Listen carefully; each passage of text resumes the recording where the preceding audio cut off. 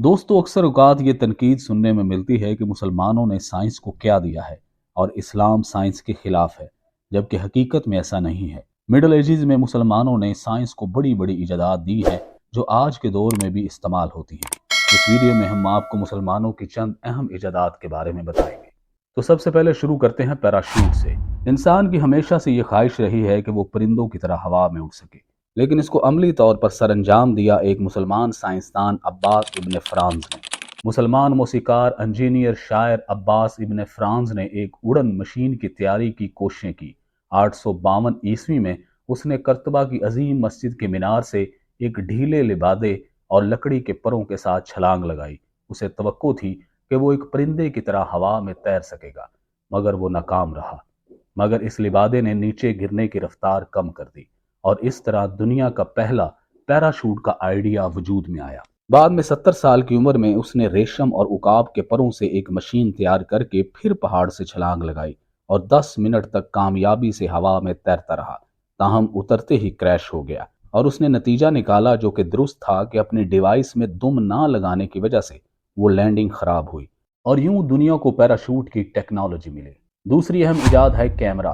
कदीम यूनान में यह ख्याल किया जाता था कि आंखों से लेजर जैसी शुआएं खारिज होती हैं और इससे इंसान चीज़ों को देख सकता है।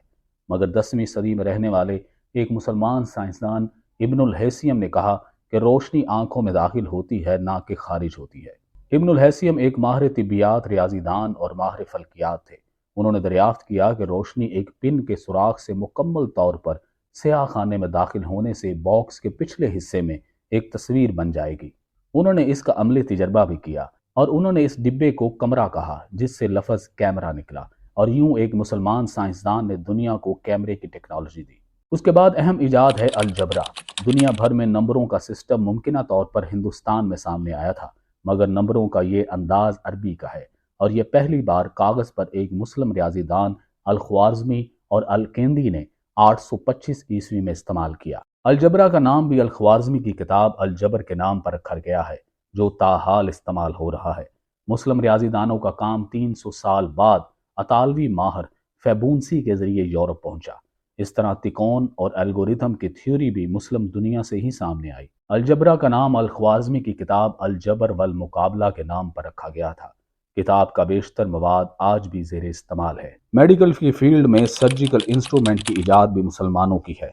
जदीद अहद के मुतअद्दिद सर्जिकल आलात के जरिए 10वीं सदी के मुस्लिम सर्जन अल जवाहरी ने रखी। उनके सर्जिकल आलात, कैंचियाँ और दीगर 200 आलात की अहमियत को आज के अहद के सर्जन भी मानते हैं।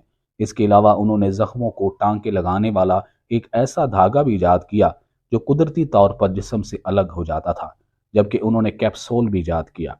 इसी तरह 13वीं सदी में एक और मुस्लिम तिब्बी माहर इब्ने नफीस ने दौरान खून की वजाहत की, जबकि मुस्लिम डॉक्टरों ने अफ्यून और अल्कोहल के इम्तजाज से ऐसी सुइयां तैयार की जिससे किसी को भी बेहोश किया जा सकता था और उसके बाद उसकी सर्जरी की जाती थी, और ये तकनीक आज भी इस्तेमाल होती है।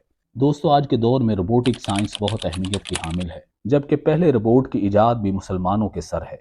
शाफट एक ऐसी डिवाइस है जिसको जदीद अहद की मशीनरी में रीढ़ की हड्डी की तरह इस्तेमाल किया जाता है और इंसानी तारीख की अहम तरीन मैकेनिकल ईजाद है। ये एक मुसलमान इंजीनियर अल जराजी ने की थी, जिसके जरिए पानी को कुओं की तह से निकाल कर आपाशी के लिए इस्तेमाल किया जाता था। 1206 में उनकी किताब से साबित होता है कि वाल्व्स और पिस्टन को भी उन्होंने ईजाद किया, जबकि इन्हें रोबोटिक्स का बानी भी करार दिया जाता है।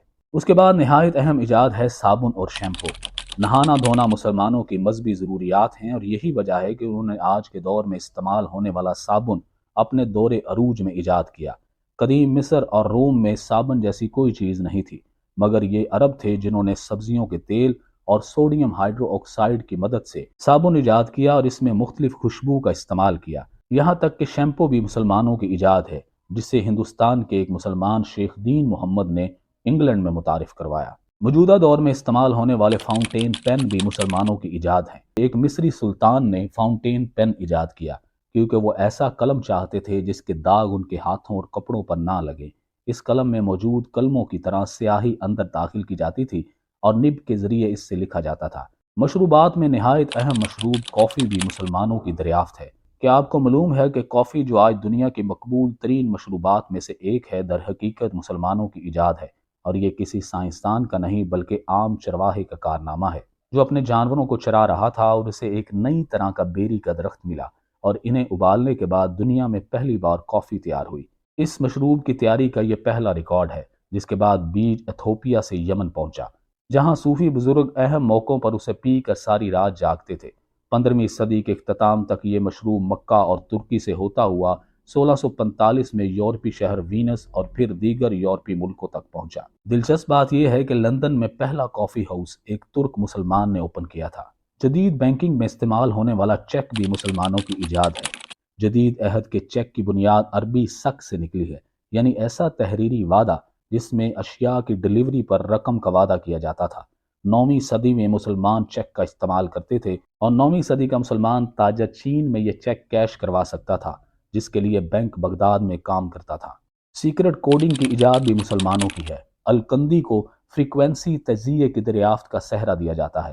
یہ دریافت خفیہ کوڈنگ کی بنیاد تھی، جو کسی چیز کو جانے بغیر کوڈ بناتا ہے، جو کمیونیکیشن میں استعمال ہوتا ہے، اور جدید دور کی کوڈنگ میں بھی یہی نظریہ استعمال کیا جاتا ہے۔ دوستو، انرجی فیلڈ میں نہایت اہم ایجاد ونڈ مل کو ایک ایرانی خلیفہ نے 7ویں صدی میں ایجاد کیا تھا، جسے مکئی کی فصل کے لیے پانی کے حصول کے لیے استعمال کیا جاتا تھا، اور یورپ میں یہ چیز 500 سال بعد دیکھنے میں آئی، اور جدید دور میں ونڈ مل کے ذریعے بجلی پیدا کی جاتی ہے۔ یہ ہیں مسلمانوں کی چند اہم ایجادات، جو آج کے جدید دور میں بھی استعمال ہو رہی ہیں، جس سے مسلمانوں کی سائنس سے محبت اور اسلام میں سائنس کے فروغ کی عکاسی کرتی ہیں۔